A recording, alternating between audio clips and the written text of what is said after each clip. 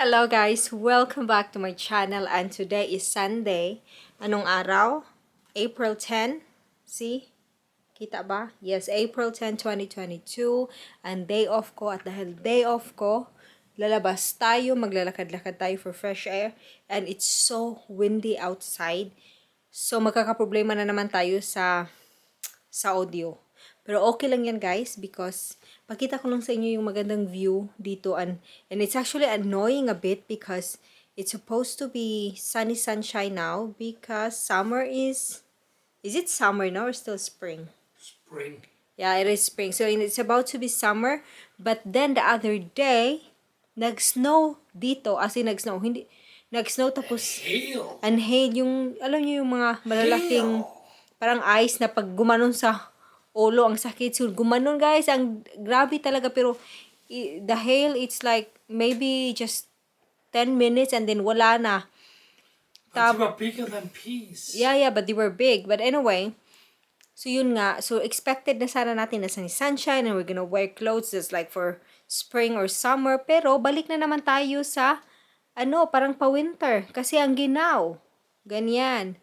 So, yeah, day off ko kaya maglalakad-lakad kami doon para lang fresh air and ano pa ba? Tapos pagbalik ko dito, ang dami kong gagawin. Walang katapusang gawain sa bahay.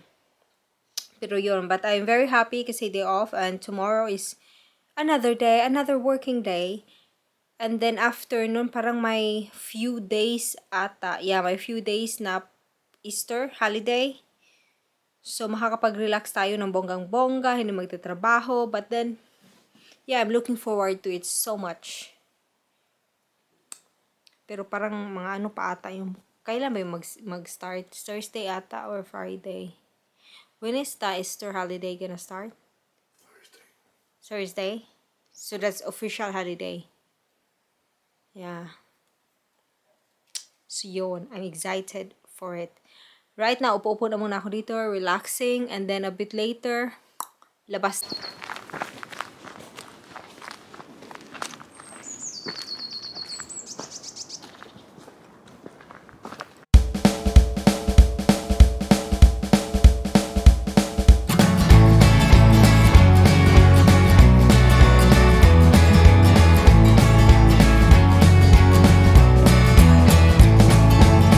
A cup of coffee in the morning and I get the paper. I check the headlines and decide that I am bored. I check my email and I decide to answer. Guys, dahil sa malakas na hangin, may naputol na kahoy there.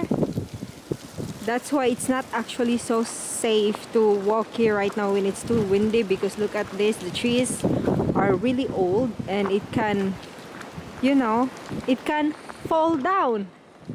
Pero hindi naman siguro tayo ganyan ka-unlucky so okay lang. It's just gonna be a quick walk. See guys, look at that.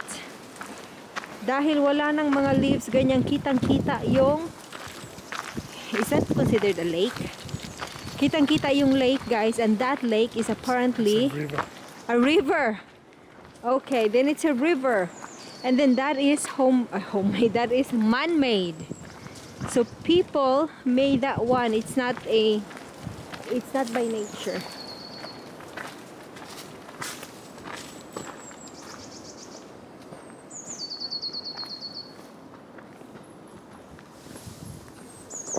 You can actually just send me all the pictures. Yeah, I'll do And I that. can be like, camera. Yeah. Wow, it's so pretty. So guys, ang ganda ng weather today. A while ago, like in 5 minutes ago, super windy. Pero ngayon, pa-windy na naman! Lakas na naman. Pero naman, medyo safe naman. What's going on? She dropped your phone. No! It's can No! you can come down and get it. He has No, you don't. I can see it. Please don't drop my phone. No, it's because they're taking nice pictures. Ganyan. Ako naman mag-vlog muna tayo ng konti, guys. Kumusta ang buhay-buhay natin dyan?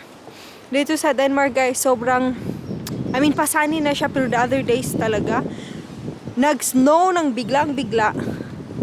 So ngayon lang ulit kami nakalabas and it's so nice. The weather's nice, fresh air, parang nakaka-relax. Upo na muna ako dito. Upo tayo dito and relax. Ganda.